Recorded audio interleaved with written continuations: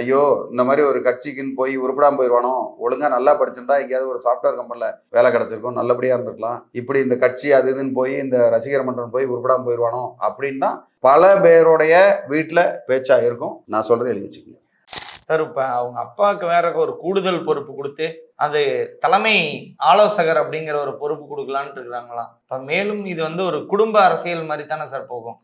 குடும்ப அரசியல், ஒரு ஸ்டண்ட் அரசியல், இவங்களாம் ஒன்றுமே புரிஞ்சிக்க முடியல. முந்தானேத்து பார்த்தீங்கன்னா எங்கேயோ கொளத்தூரோ கொரட்டூரில் இருக்கிற சாய்பாபா கோயிலில் எல்லாருக்கும் பிரசாதம் கொடுத்துக்கிட்டு இருக்காரு. அதை வேண்டிக்கிட்டு, சரி நம்ம கட்சி நல்லா போகணும்னு அவங்க அப்பா வேண்டிக்கிட்டு இருந்தா இதில் நியூஸில் பார்த்தேன். ரொம்ப ஆச்சரியமா, திடீர்னு நான் ஜோசப் விஜய்ங்கிறாரு, திடீர்னு அவர் வேற ஏதோ ஒரு வேற மதத்து மாதிரி ஆள் மாதிரி காட்டுறாரு. ஒரிஜினலாக இருக்க வேண்டியதானே?